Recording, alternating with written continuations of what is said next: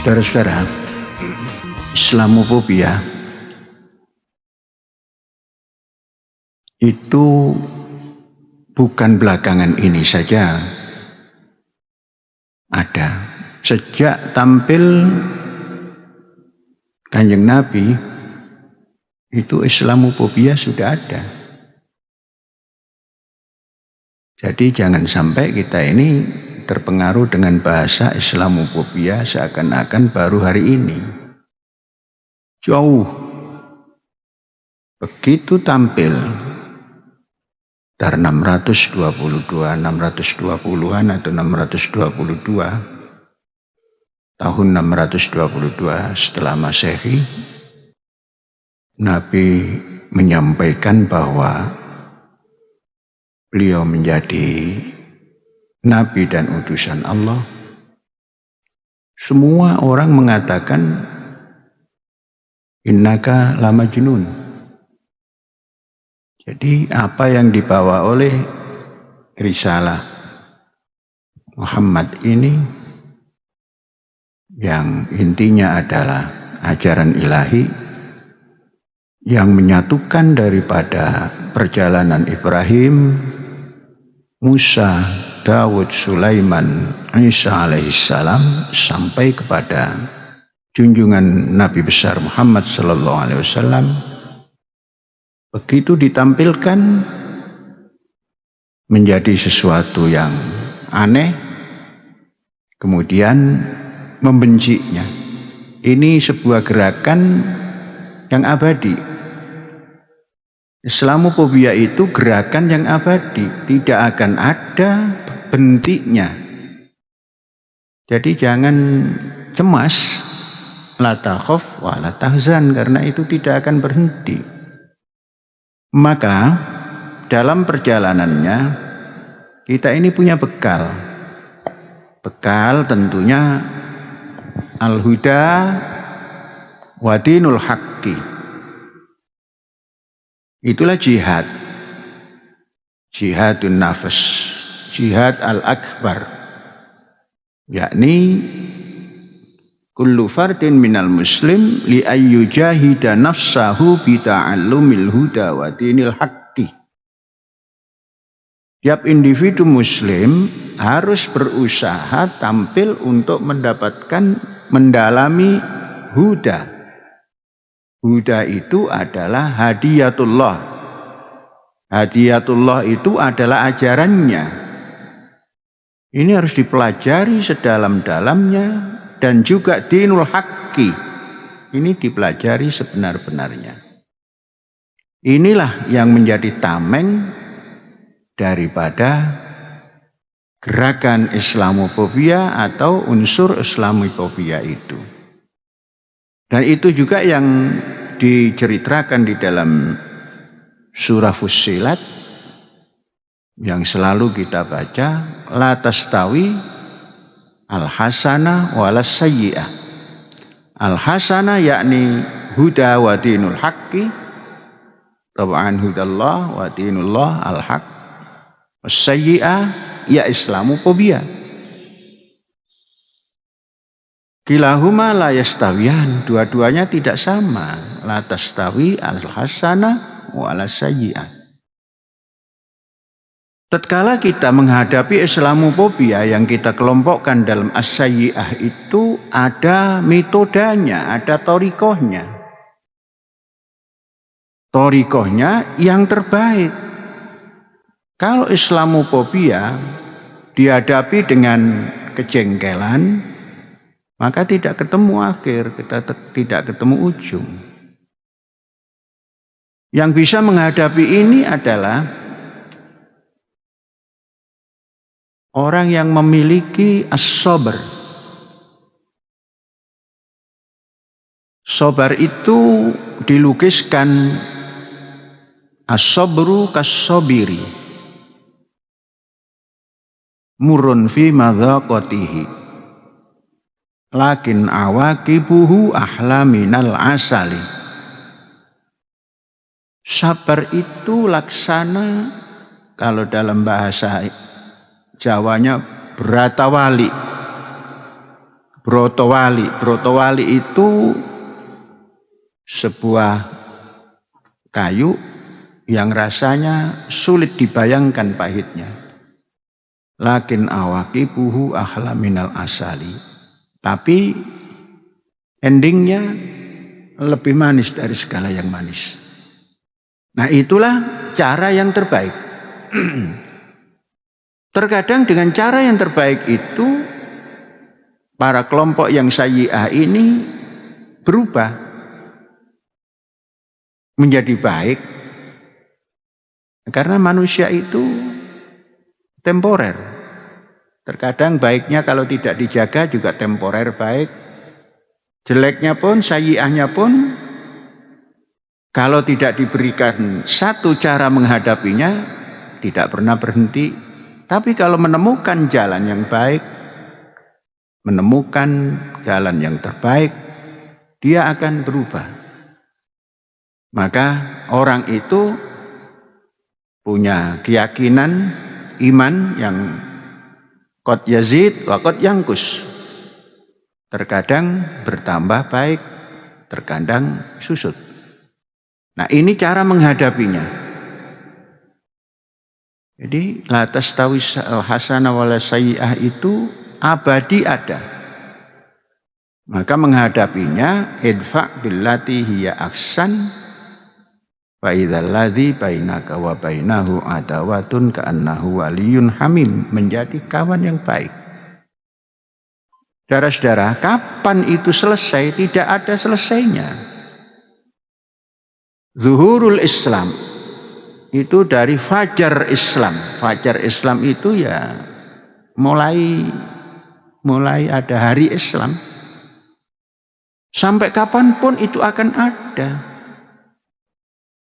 Jadi jangan pusing kita ini. Kita harus punya jiwa besar. Menghadapi semua itu harus punya jiwa besar. Jiwa besar itu tumbuh dari kepemilikan sikap yang sabar tadi. Sikap sabar itu artinya menata diri yang tidak pernah henti. Itu ta'allumul huda wa dinil haq. Itu jihadnya itu. Jihad al-kubra. Itu mendalami petunjuk ilahi dan mendalami dinul haqqi. Dan menyampaikan ini loh yang baik, ini loh yang terbaik, terus disampaikan. Itu namanya ad-da'watu wat tabligh. Kalau ini yang kita lakukan, inilah bentuk daripada toleransi. Kita tidak usah kebakaran jenggot dengan adanya statement-statement gerakan Islamofobia itu. Tidak usah. Itu suatu hal yang pasti ada. Dan sampai kapanpun ada. Tidak bisa dibendung dengan seperti membalik tangan. Pembendungnya adalah unsur-unsur Muslim yang punya jiwa rahmatan lil alamin. Assalamualaikum, menebarkan salam, assalamualaikum, menebarkan rahmat warahmatullah wabarakatuh. Itu arti daripada toleransi. Itu arti daripada cara menghadapi Islamofobia yang dimaknakan sayyi'ah tadi. Jadi makna salam itu sungguh sangat besar. Maka kita mengajak tatkala mengucapkan salam warahmatullahi wabarakatuh, diajak merdeka. Sehingga roh kita itu merdeka. Tatkala kita memberikan damai, roh kita yang merdeka ini yang memberikan damai itu. Bukan karena didorong oleh siapapun dan apapun. Kalau kita ingin supaya mendapatkan sesuatu, tidak ketemu itu. Tapi kalau kita punya jiwa besar, memberikan salam perdamaian itu yang keluar dari ruh yang bebas ini, maka itu sampai kepada yang diberikan salam. Jadi salam itu bisa masuk ke dalam jiwa orang. Karena jiwa orang kita ajak merdeka seperti kita merdeka menyampaikannya. Maka tatkala kita menyampaikan assalamualaikum, pikiran kita merdeka. Tidak dihambat oleh gerakan-gerakan apapun, merdeka. Dicela orang tidak masalah karena punya pikir yang merdeka. Kemudian ilmu. Nah, disinilah ilmu itu harus ditambah. Karena ilmu itu tidak ada batas. Tatkala kita berhenti, maka kita ini menjadi jahil kepada urusan yang akan datang. Jadi ilmu, mengapa ilmu itu tidak terbatas? Karena memang perkembangan dunia ini dengan ilmu yang dimiliki oleh manusia itu sampai kapanpun tak pernah berhenti. Tatkala kita berhenti untuk merdeka menuntut ilmu, maka jahil lagi kita. Kita menjadi bodoh lagi. Nah, maka diajak merdeka itu merdeka ilmu. Dan inilah menghadapi daripada Islamophobia itu. Jadi kalau ada orang mengatakan ini, lah ya memang begitu pengetahuannya, atau memang begitu maksudnya dia, atau memang begitu tujuan dia, atau memang begitu maunya dia. Lah mau kita bagaimana? Ayo kita sampaikan. Ini loh apa yang dikendaki oleh ajaran al-Islam. Sehingga ada peribahasa pamyo al-Islam ya'lu wala yu'la alai. Walaupun itu pamyo. Seperti al-maniyatu fauqal jami, itu juga pamyo. Nah, saudara-saudara, sikap-sikap yang begini yang harus ditanamkan. Ditanamkan itu akan tumbuh dan juga terkadang akan tidak tumbuh. Nah, bagaimana supaya kita tanamkan ini dan terus tumbuh? Itulah ada sile asa, sile aso, sile asih. Inilah kita adakan saling bertemu untuk bertukar pandang, bertukar pendapat, dan bertukar segala macam yang membawa kebaikan. Maka dinamakan topo broto. Topo itu suatu gerakan yang ingin mendapatkan sesuatu yang bagus, baik, terbaik. Broto gerakannya suci. Jadi mencari sesuatu yang terbaik dengan gerakan yang suci. Nah, itu makna daripada topo broto yang terkadang dimaknai dengan makna sempit. Ya, yang sempit boleh, tapi harus ada yang luas juga. Seperti puasa topo broto gitu kan.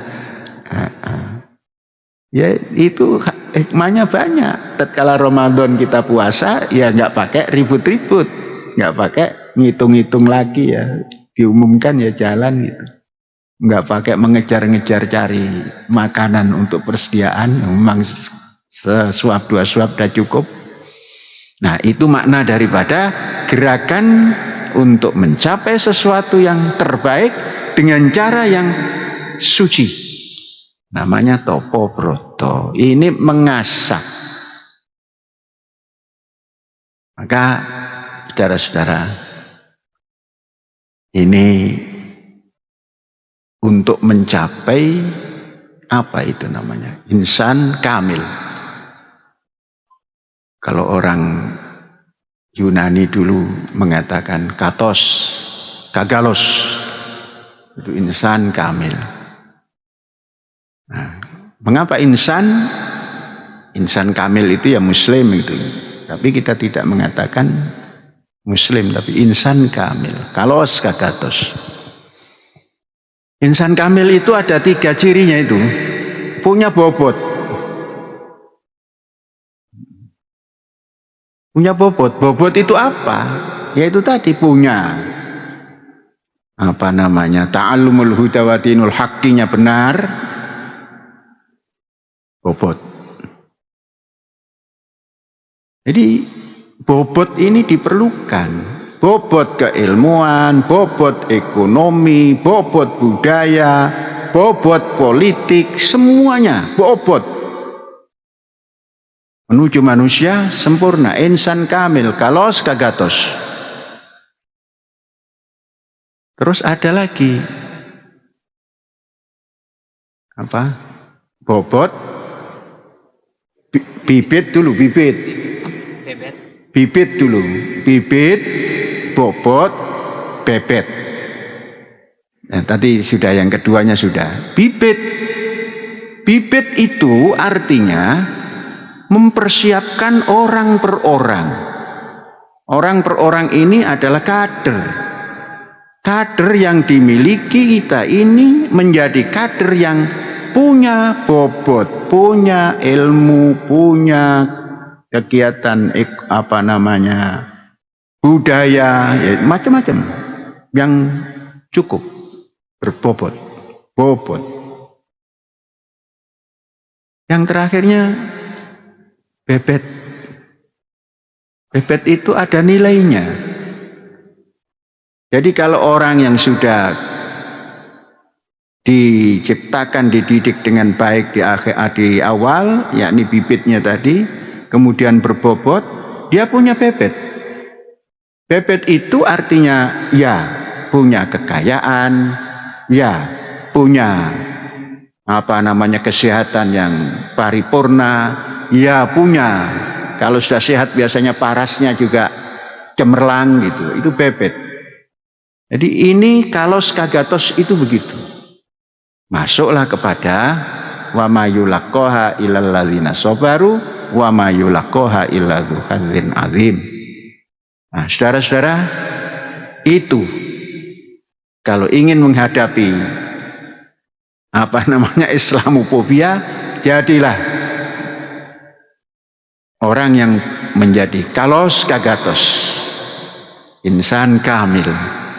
Itulah nanti yang menjadi rawe-rawe rantas, malang-malang putung, setan oyatuyan, demit orang dulit. Nah, gitu itu. Jadi mau diomongin apakah Islam nggak akan hilang. Islam itu nggak akan hilang. Mau dibenci bagaimanapun nggak akan hilang. Dan ini Islamofobia itu walaupun PBB membuat satu ketetapan harus memerangi Islamofobia, ini juga nggak akan selesai. Karena apa? Manusia itu pikirannya macam-macam. Pikirannya macam-macam. Tidak ada pikiran manusia yang satu, itu tidak ada. Nah, saudara-saudara, dengan menyikapi semua itu seperti ajaran ilahi yang seperti ini, maka terjadilah sikap yang assalam, rahmah, dan barokah tadi. Dan itu simbol kita. Simbol kita. Saudara-saudara, perjalanan kalau kita ikuti ribu-ribu tahun sebelum Masehi, ada Ibrahim alaihissalam, kemudian melahirkan putra-putra, kemudian satu dalam jangka panjang baru mengeluarkan turunan yang menjadi pimpinan umat manusia. Yang satu lagi terus berurutan sampai 12 bani yang kemudian terkenal dengan Bani Israel, yang kemudian melahirkan Yudaisme. Yudaisme yang diambil daripada Taurat Musa dan Zabur Daud. Kemudian daripada itu keluarlah bangsa yang namanya Yahudi, agama Yahudi. Dalam agama Yahudi, dalam orang Yahudi itu ada makhluk Allah yang kemudian jadi nabi sebelum Isa, yaitu Yohanes Yahya yang kemudian membaptis seorang pemuda yang namanya Isa yang kemudian menjadi Al-Masih. Al-Masih itu yang membawa agama sesungguhnya hukum Taurat yang dibawa. Kemudian dalam perjalanan panjangnya maka keluarlah Kristen bahasanya atau Nasrani.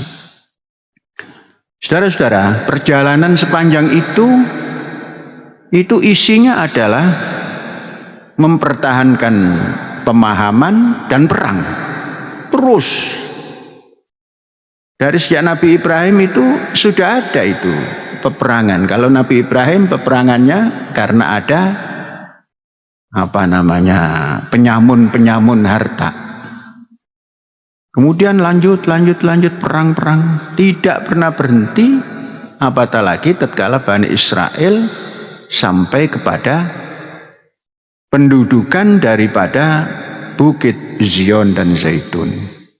Di sana terus perang, silih berganti, Yunani masuk, Romawi masuk, Persia masuk, sampai menjelang lahir Nabi Isa.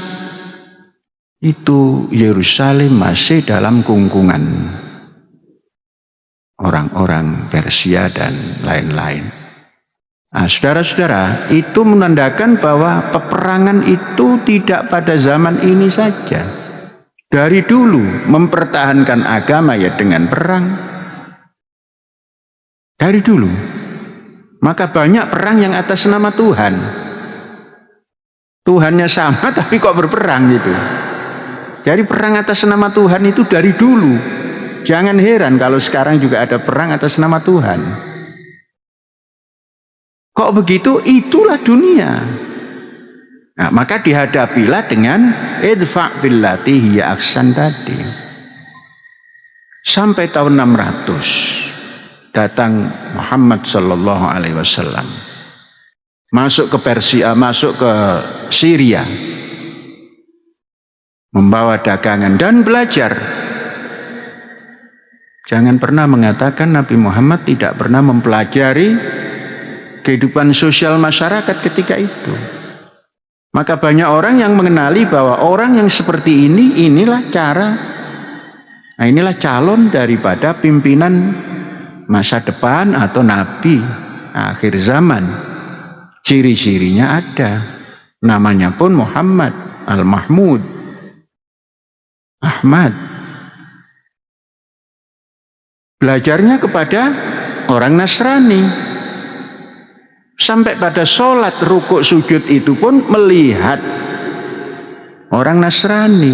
Nasrani yang mana? Mungkin yang sekarang adalah Nasrani ortodok. Karena ortodok hari ini rukuk, sujud, takbir itu ada. Itulah barangkali yang tengok di Syria ketika itu, yang sekarang terus ke timur, berpusat di Rusia. Jadi Rusia hari ini bukan sekedar karena menyerang Ukraina, maka diperangi oleh orang-orang yang lain. Hari ini sesungguhnya perang agama. Putin adalah ortodok, terus Eropa dan Amerika itu Katolik dan Protestan. Tidak pernah berhenti. Nah, Muhammad Rasulullah belajar kepada melihat sholatnya begitu. Oh, kalau gitu belajar. Ajaran Nabi Muhammad itu bukan baru. Meneruskan ajaran-ajaran para anbiyaullah. Karena apa? Inna dina indallahil Islam. Dari dulu sampai kapanpun din Allah itu namanya Islam. Perdamaian. Jangan diterjemahkan Islam yang sekarang itu agama ansih. Islam makna al-Islamu yakni perdamaian. Jadi agama Allah itu satu, agama perdamaian. Namanya Islam, yang dikutip oleh kita sekarang agama begitu kita namakan Islam. Nah, saudara-saudara, perjalanan seperti ini Kanjeng Nabi tampil juga dihujat. ajaran sesat lah, apalah, inilah. Jadi tidak pernah berhenti itu Islamophobia itu. Apakah sekarang berhenti? Kan tidak toh. Coba kita ukur 622 kepada 2022 berapa tahun itu? 1400 kan? Nah, 1200, 1400. 2000 ya 1400. 1400 tahun yang lalu sampai hari ini Islamophobia itu terus ada.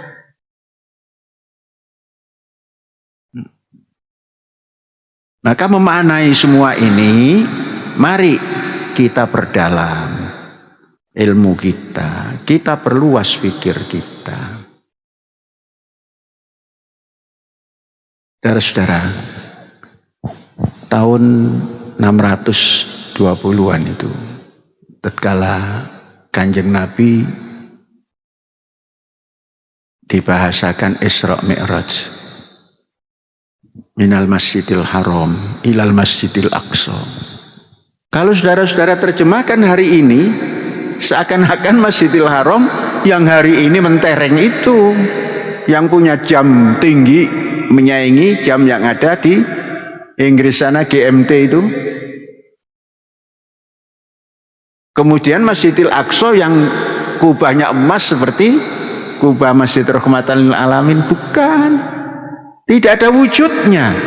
Masjidil Haram tidak ada wujudnya, Masjidil Aqsa pun tidak ada wujudnya. Tapi Nabi Muhammad mengatakan masjid. Apa itu artinya? Masjidil Aqsa yang sekarang kita sebut Masjidil Aqsa, bukan itu yang dinamakan Masjidil Aqsa dalam surat Al-Isra. Bukan yang sekarang kita lihat itu. Masjidil Haram juga bukan seperti yang kita lihat hari ini. Cuma karena itu sudah menjadi definisi umum, maka Masjidil Haram yang di Mekah hari ini ada, Masjidil Aqsa yang di Yerusalem itu ada. Nah, ini saja akan menimbulkan Islamophobia. Nah, maka tatkala Kanjeng Nabi berkiblat kepada Masjidil Aqsa, itu arahnya yang dituju. Kemudian karena sudah ada bimbingan fawalli wajhaka syatrul Masjidil Haram, kembali masuklah menghadap ke Ka'bah. Nah, kalau kita tidak mendalami itu, nanti kita mendengarkan sindiran orang bahwa Islam itu pelin-pelan dari Masjid Aqsa kemudian ke Masjidil Haram, jengkel. Nah, maka dalami sejarah.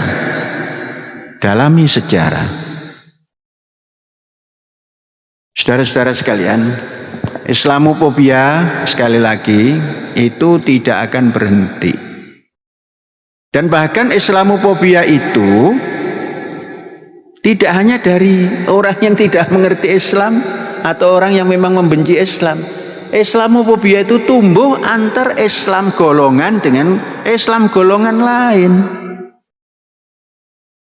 Nah, bagaimana kalau ada orang mengatakan orang-orang Iran Syiah itu bukan Islam, gitu kan namanya Islamophobia itu.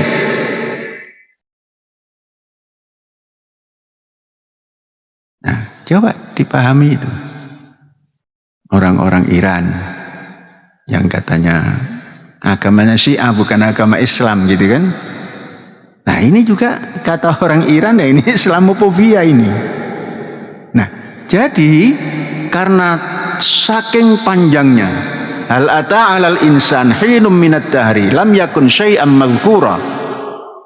Manusia ini berjalan di atas sejarah yang berabad-abad yang manusia tidak bisa menghitungnya. Nah, disitulah agama pun begitu. Jadi agama ini punya anatomi juga. Awal cukup hanya kepada Kanjeng Nabi. Kemudian Kanjeng Nabi wafat, mencari. Ada Khalifatur Rasul. Setelah Khalifatul Rasul 4 selesai, mencari, bahkan membuat dinasti-dinasti. Terus inilah yang mengatakan bahwa ajaran itu menjadi bersuku-suku, bermadhab-madhab. Dan itu kan dibenarkan ya. Kalau dulu ada nabi ya gampang, sekarang nggak ada nabi harus cari. Nah, ini juga menimbulkan Islamophobia yang wujud daripada cara berpikir yang tidak berdasarkan al-huda wa dinul haq. Jadi sekali lagi mari kita menggali. Kata Bung Karno itu dig up the fire of Islam. Nah, gitu kan. Menggali apinya Islam. Karena Bung Karno itu bahasa apinya Islam itu bukan api nerakanya, tapi intinya itu harus digali. Mari kita terus bergerak seperti itu dengan doa Assalamualaikum warahmatullahi wabarakatuh, diikuti merdeka. Merdeka roh, merdeka fikir, merdeka ilmu. Nah ini saudara-saudara sebagai ya katakanlah sambungan daripada Al-Ustaz Thariq Ramadan yang telah menyampaikan tentang Islamophobia yang dengan detail tadi. Nah, mudah-mudahan kita bisa mengambil saripatinya dan yakini bahwa apapun kita membendungnya tidak akan berhenti, silih berganti. Yang sekarang menjadi kawan, datang lagi Islamophobia yang baru. Dan itulah kehidupan. Nah, maka ada namanya jannatun tajri min tahtihal anhar. Artinya semua ini berjalan tidak pernah berhenti seperti air yang tidak pernah berhenti. Hadza wallahu yar'ana wa yakhfaduna walhamdulillahirabbil alamin. Merdeka.